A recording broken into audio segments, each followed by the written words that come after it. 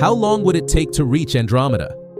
What if we left Earth, left the sun behind, and followed a straight line through space, never stopping until we reach the next great galaxy? It sounds simple, until we realize what that really means. Andromeda, our neighboring galaxy, is the most distant object we can see with the naked eye, a diffuse smudge in the night sky that holds trillions of stars.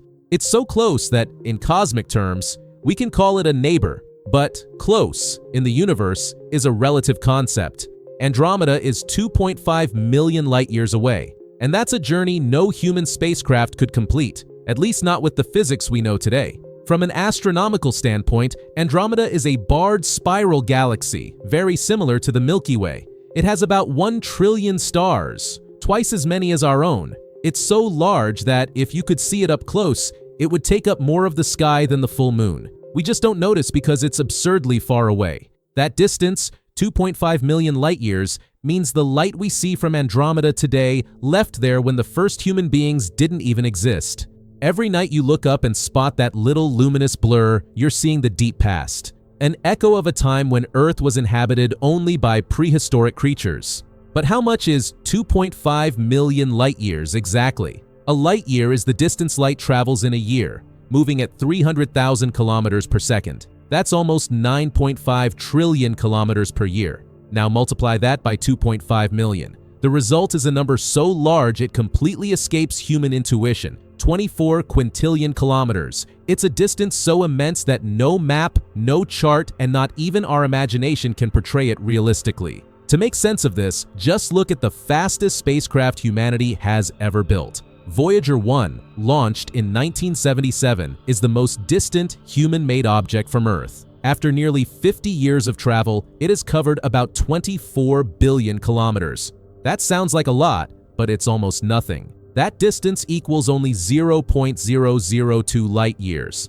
In other words, in half a century of travel, Voyager has covered less than 1/10,000th of a thousandth of the way to Andromeda. If it kept cruising in a straight line at the same speed, it would take more than 37 trillion years to get there. And just for comparison, the entire universe is about 13.8 billion years old. In other words, even if the cosmos lasted thousands of times longer than its current age, Voyager would still be en route, crossing the emptiness between galaxies. But what if we could travel faster? Let's imagine a few possibilities using speed science has already conceived, or at least dreams of achieving. The speed of light is the maximum limit allowed by the known laws of physics, 300,000 kilometers per second. Even at that speed, it would take us 2.5 million years to reach Andromeda. That means if a ship left today and somehow reached light speed, by the time it arrived, humanity might already be extinct.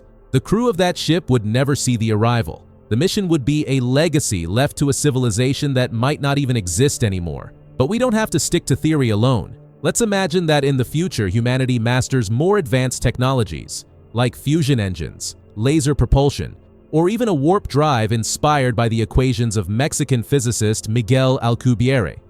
A fusion engine could accelerate a ship to about 0.1% of light speed, which is 300 kilometers per second. That sounds incredibly fast, but even then it would take 2.5 billion years to reach Andromeda. At 1% of light speed, 3,000 kilometers per second, the trip would drop to 250 million years. And at 10% of light speed, 30,000 kilometers per second, it would take 25 million years. It's striking how, even when you multiply the speeds by 1,000, the time remains unimaginable. Now imagine we someday manage to build a warp drive, a ship capable of distorting the space in front of it and shortening the path between 2 points. In Alcubierre's theory, space-time could be compressed ahead of the ship and expanded behind it, allowing it to move effectively faster than light without violating the laws of physics locally. If it were possible to travel at 10 times the speed of light, the journey to Andromeda would take only 250,000 years.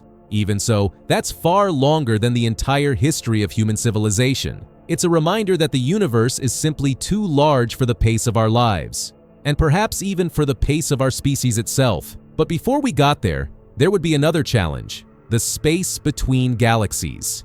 Between the Milky Way and Andromeda lies a colossal void known as the intergalactic medium. It's a place almost completely devoid of matter. a region with fewer than 1 atom per cubic meter. Along that route, there are no stars, planets, or nebulae.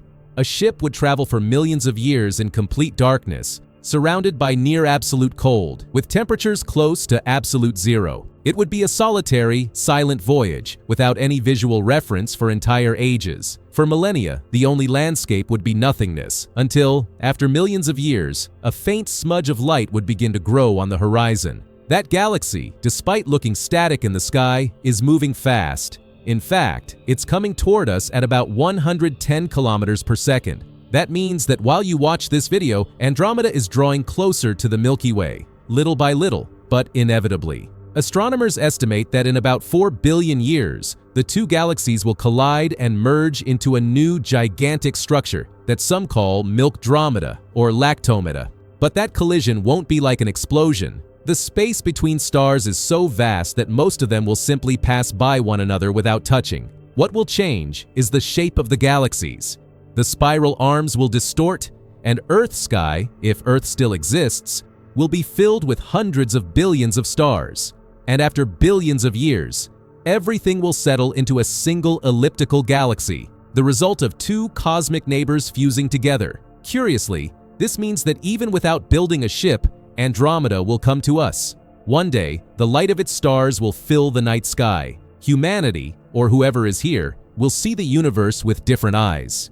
In a way, that future merger is our set date with the rest of the cosmos. But thinking in these scales confronts us with something much larger than science: the very notion of time. For us, time is what passes between a sunrise and a sunset. For the universe, time is the span between the birth and death of stars. When we talk about journeys lasting millions of years, we stop talking about human projects and start talking about entire civilizations, about continuity, about the almost stubborn desire to endure. A ship bound for Andromeda wouldn't be just a scientific expedition. It would be a time arc, a symbol of human curiosity turned into legacy, traveling through space long after Earth ceased to exist. It's striking to realize how our current technology barely scratches the surface of this challenge. Voyager 1, for instance, travels at about 17 kilometers per second, and even so, it took 40 years to exit the heliosphere, the limit of the sun's influence. That's less than 1/1000th of the way to Andromeda. Even if humanity managed to build a ship 1,000 times faster, it would still take millions of years. The universe is vast, and perhaps that's its way of teaching us humility. But there's something poetic in all this, because even if we never physically reach Andromeda, Earth's light is already on its way there. All the radio, television, and other transmissions we've emitted in recent decades are expanding through space. They travel at light speed and will one day cross intergalactic space. In 2.5 million years, those waves will reach Andromeda. Perhaps sooner, since it's coming toward us. If someone is there, now or in the distant future, maybe they'll be able to pick up the first echoes of our existence. And even if no one is there to listen, it means that a part of us, however invisible, is already en route. As we speak, our civilization is, in a sense, traveling to another galaxy. Thinking about this changes our perspective. Sometimes we imagine the universe as something distant and unreachable. But in cosmic terms, we're all connected, pieces of the same gigantic structure, slowly moving toward one another. Andromeda's light has been traveling to us for millions of years, and our light travels back. It's a silent dance, a message exchange between two galaxies separated by space but united by time. So, how long would it take to get to Andromeda? With today's technology, the answer is simple: far longer than the universe has even existed. But that question goes beyond physics. It's a reminder that the cosmos is made of magnitudes that surpass any human limit, and that our curiosity is the only force capable of trying to reach them. In the end, maybe the trip to Andromeda doesn't need engines, but imagination. It's what lets us cross the impossible, see the invisible, and turn unattainable distances into stories. And as long as there's someone looking at the sky and wondering what lies beyond, this journey will go on, even if it never ends.